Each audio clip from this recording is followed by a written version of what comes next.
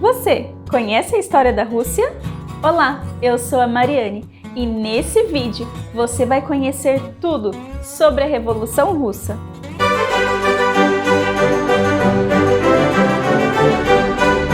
Cada nação tem suas dificuldades e marcas históricas. Com a Rússia não é diferente. O Império Russo passava por muita desigualdade social e o sistema feudal ainda estava muito presente na cultura deles. Tanto que a Rússia foi o último país que aboliu a servidão, em 1861. Aquela servidão do feudalismo esteve presente lá por muitos anos. No final, eu vou deixar marcado aqui para vocês um vídeo que eu explico um pouco mais sobre o sistema feudal. Mas resumindo, era a concentração de terras, que também significava poder, na mão de poucos, e a maioria da população era de servos que trabalhavam nessas terras. O czar, que é o termo usado para a monarquia russa, o czar Alexandre II, até tentou solucionar esse problema com uma reforma agrária, onde, teoricamente, ele dividiria parte das terras entre a população, promovendo a igualdade. Porém, essa divisão não teve nada de igual. Apesar de ser uma nação bem rural, assim como os outros países europeus, a Rússia também passou pela Revolução Industrial. E as fábricas cresciam a cada dia, principalmente na capital, criando uma nova classe social, a dos operários. Mas que, assim como os camponeses, não tinham muito poder econômico e eram considerados inferiores. Além disso, o Império Russo tinha uma política um tanto quanto opressora. A educação, por exemplo, era toda controlada. Eles limitavam o acesso à informação da população, controlando inclusive o que poderiam ler. Quem é uma das grandes responsáveis por esse controle era a Igreja Ortodoxa. Mas se você já é inscrito no canal, sabe que um grande acontecimento histórico, como uma revolução, não acontece do dia para a noite. Muito menos por causa de um fato isolado. Espera aí, você ainda não é inscrito no canal? Então aproveita para se inscrever. É totalmente de graça e você nos apoia a continuar trazendo conteúdos de qualidade. Assim como na Revolução Francesa, a Revolução Russa foi crescendo na população aos poucos. E a cada fato, esse desejo aumentava. Um desses fatos foi a guerra que a Rússia perdeu para o Japão em 1905, onde disputaram pelo território da Manchúria, onde muitos soldados morreram. E sempre quando falamos em guerra, devemos lembrar que ela gera muitos gastos em ambos os países, principalmente para o derrotado, que não conseguiu conquistar o que almejava, e também perde a autoestima da população. Depois dessa guerra, as coisas ficaram pior.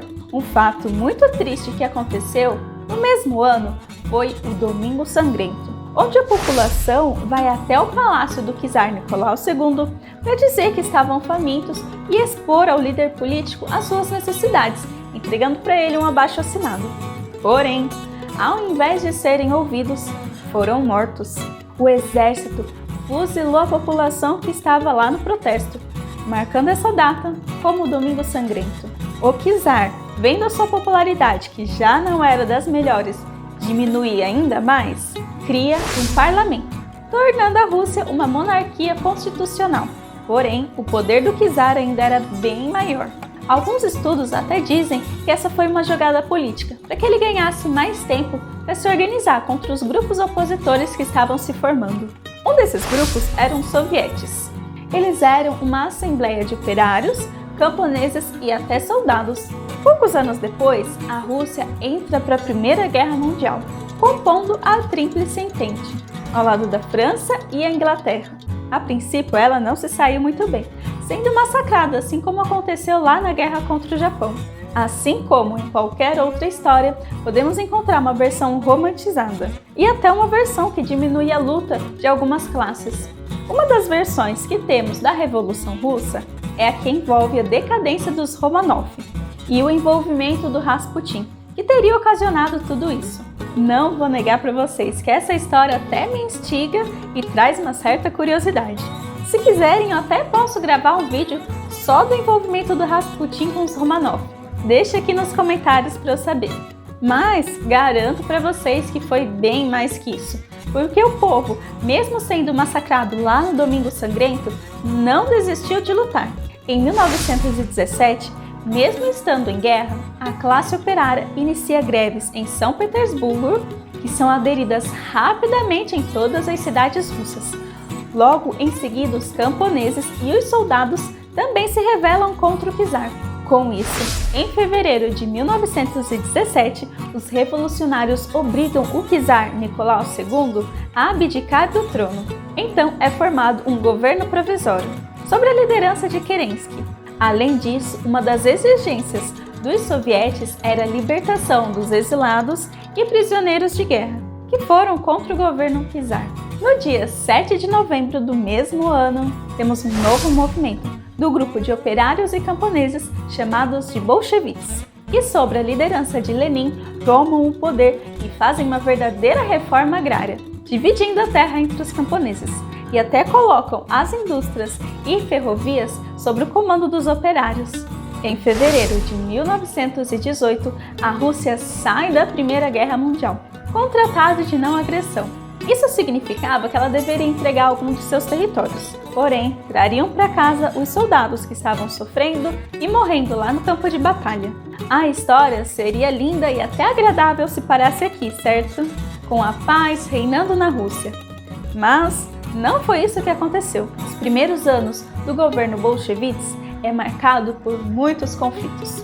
Para cessar qualquer ameaça de volta da monarquia, o czar Nicolau II e toda a sua família é assassinada em julho de 1918. O famoso Exército Vermelho massacra o Exército Branco, que era formado pela alta sociedade, como nobres e burgueses. Todos esses conflitos geram uma certa instabilidade econômica. Então, foi criada nova política econômica, que, entre outras coisas, incentivava a entrada de dinheiro estrangeiro, assim como empresas privadas, o que fez com que a Rússia aumentasse as suas indústrias e produções agrícolas. Em 1922, o Império Russo passa a ser União das Repúblicas Socialistas Soviéticas. E em 1924, Stalin assume o poder após a morte de Lenin, fazendo com que a União Soviética vivesse a ditadura mais violenta da sua história. E aí, gostou do conteúdo? Então não se esqueça de compartilhar esse vídeo com seus amigos. E eu te vejo na próxima. Tchau!